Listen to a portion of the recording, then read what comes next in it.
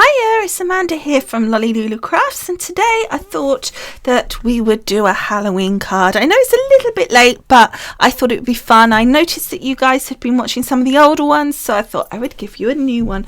Now this is a Tim Holtz one. I hadn't got any more new products, so you might have recognised the papers and you might recognise the dies, but obviously we're going to make a new card with it. So I hope you enjoy, and let's get crafting. So we're starting out with a pre-scored card base that is it's meant to be 6x6, but it's actually for 6x6 envelopes, so it's actually very slightly smaller. They quite often do that with the pre-made ones, so it's very slightly smaller. So I'm cutting my next layer, which is a double layered sticky sheet, to 5.5 by 5.5. I'm peeling off one part of it because I don't even have enough paper to make a whole sheet, so I thought, well, okay, we can still make this work. I've got two pieces, so I'll stick it down onto this sticky layer, and then on the join we're going to add like a border, and that's going to work just fine. It's going to look okay. Who's going to know apart from you guys? And are you guys going to tell? No, you're not going to tell on me, are you? And I think it's going to look good. You can see here it actually adds a little something to it anyway. So we've got this. Originally I was going to cut it out using my trimmer, but when I first tried it, it didn't seem to like it. I think because of the sticky layer, and it's very glittery, and it just didn't like cutting it. So then we've got my border there. Again, this was just a scrap. I didn't even have enough to cut a border. It was literally, this was the scrap of paper that I had left. Luckily it was a piece that was enough to make a border across the center, so I popped that down using some wet glue. This was my Hunky Dory construction glue, my glue fave of the moment, and it will stick that really well onto that glitter. Now what you can see here is that I've put it down, but it's not even between the two lots of circles. There's like one whole circle at the bottom and then half a circle at the top, so I just moved that slightly because things like that drive me nuts. And then I just cut the excess off, again using some scissors. However, I just noticed there was a bit of glue, so I just wiped that away because you don't want that on your nice scissors. And there it is done, and it actually now looks like one sheet of paper was down there and you've just put a border on. So then I've taken some tattered lace circle dies. I've got 3 there that are together. I'm taking the middle one out, and that's the one I'm using at the moment, and I'm going to put that into the center of this piece that we've just created.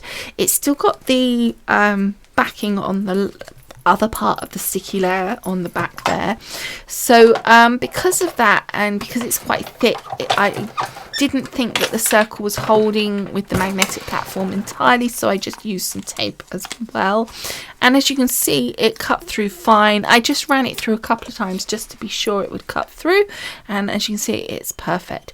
So then we take the middle one out again, but this time we're going to use the 2 outside of the middle one to create like a frame.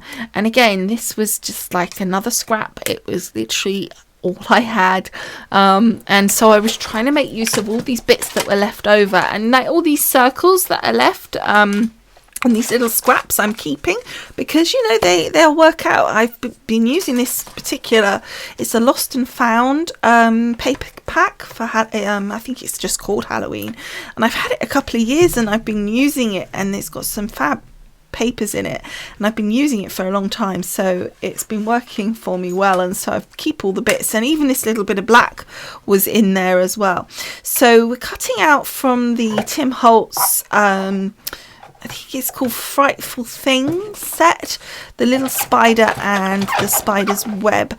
Again, just as I say, from the black that was in there. I used that because it actually was a piece that I didn't want the other side for, and it was the same black as the blacks that were in the piece of paper and the pattern that was already there, so it kind of made it go better, I felt.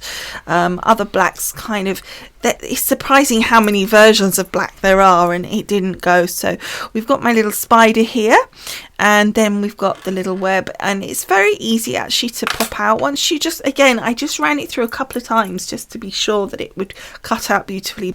So next I wanted to adhere that frame to the front of the card there, the lovely circle. I just think it finishes it off and makes that edge look a bit nicer.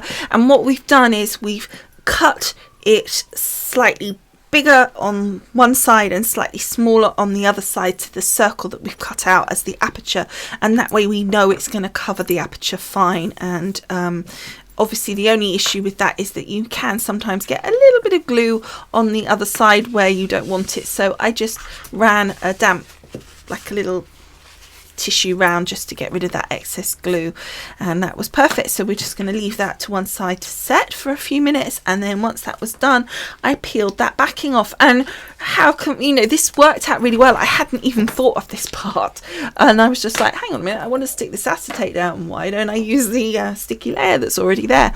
Didn't even occur to me until like the last second. So it wasn't planned, but it worked out well. So I just cut the acetate to very slightly smaller, so I think it was 5.5 by 5.5, something like that. And then I cut another piece of acetate for the inside at 5.25 by 5.25. For some reason it needed to be slightly smaller, I guess just because of the way it was sitting on the inside, it just didn't work so well. And then I took one of the circles that were sort of the excess piece and popped that on the inside. Not sure I'm 100% on that. I think I may do something with that later, but at the moment I left it, and I haven't changed it in the photos, but we'll see. I mean, I just wasn't, it sort of looked like it was got a piece of old tape across the middle. I wasn't 100%, so I felt like I needed to maybe put a sentiment in there or something. So the next job was to create our shaker aperture. So to do that we want to put our foam around the circle aperture here, over obviously the acetate, and we want it as tight as possible with no gaps, and then obviously a few pieces in the corners just to stop the corners from sagging. We want those to sit down as well, but the main and the most important bit is that that aperture is solid, so that when you put your sequins or whatever you're going to put in there, they're not going to leak out the side.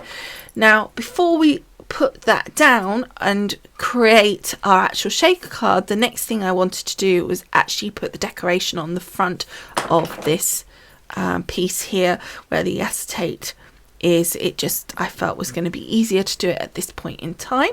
So that little piece for the web there was two little bits at the top that were poking out. They didn't really look right, so I just snipped them off. They kind of were popping out from off the side of the frame, and I didn't really care for that. It sort of just looked a bit off. So then what I do when I've got detailed dies like this, I personally find the best way to get the glue on the back is to put it onto a piece of paper like you saw, a piece of scrap paper, and then just gently dunk it. If you let the glue go very slightly off, it's not so like a big pile of soggy glue and it won't come through too much. So you want to make it quite thin. You want to allow it just to go off a little bit before you put your pieces in. I know a lot of the people on the TV put it on the back of their hand. I would never recommend that because you can get allergies from that, so I wouldn't recommend that. Next, I want you to create some sort of background to my sequins. I originally was going to go with the black, but when I put the black down of my die cuts, it really didn't show, and so it was kind of a waste of having that lovely spider and spider's web. I then cut that lovely orange piece. I just stuck that down, and that was just some card that I had in stock.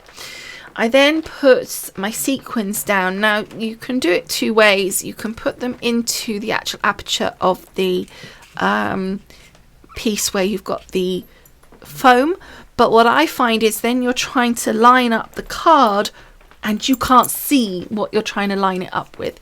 So I find it easier to put them in the center of the area that you know you're going to be putting your piece down onto, so you know that that's going to be well within the boundaries of your border of your foam, and so that way you can line it up much easier when you put it down. So I had some sequins that had like Halloween theme to it. I think that was Little Lucy, and again I'll link all these products as best as I can on the blog post for you. Link for the blog post is in the paragraph below this video. And then I just have some general sequins that I got, and again I will put a link to where I got those from as best as I can. I got, as I say, I got a load, and I just added some more black and also some gold and a few more orange. I liked the gold because there was kind of a little kind of goldy tone to the russets there. It wasn't absolutely orange, it was more kind of coppery, and so the gold in there with the orange sequins kind of turned the orange sequins more coppery, and I just think it gave a nice look. And by the way, just in case you hadn't noticed, that the actual acetate also has some like copper coloured like dandelion thingies on it, and they were kind of really nice. It's sort of autumn feel to it, and I believe that was a Hunky Dory acetate, not 100%. Again, it was in my stash, so I just don't know 100%. So then finally I just decided it still needed a little something. Originally I wasn't going to be doing this, so I found a couple of these little flags in the set still, and also in my Brad's set. Probably nothing to do with this particular paper set, but I found some Halloween themed brads, which I cut the backing off the brads, the little legs, and then I just put some pin flare gel glue. Again, I'll link that for you, and I popped that on the back and just pop those down, and the little flags as well, and it just allowed them to sit nicely without the legs getting in the way as well, you know, because there's still a bit of a section to them, and it just gave a little bit more dimension, and I think that looked really nice. I just felt it finished it off. So that is it. So I hope you've enjoyed making this one and only for this year Halloween card. Slightly different to last year's project with that big vignette. If you haven't seen that, again I'll link that for you down below, because that used a load of different things with the Tim Holtz stuff, and that was kind of a really big project and a really fun project. So I think you guys might like that if you haven't seen that, so I'll put a link for that down below as well. All right, but I hope you've enjoyed. I hope you like the finished card. As always, I'd love it if you could please give this a thumbs up if you like the video. I'd love it if you subscribe if you haven't already, and I'd definitely love it if you can hop on over to the blog post, take a look at that, and if you haven't, do register, subscribe, whatever, to the website, because you will get an email every time you don't post the videos, every time I post a video for you. All right, thank you so much for watching. I hope you've enjoyed, and I will see you again next time. Bye for now. Bye.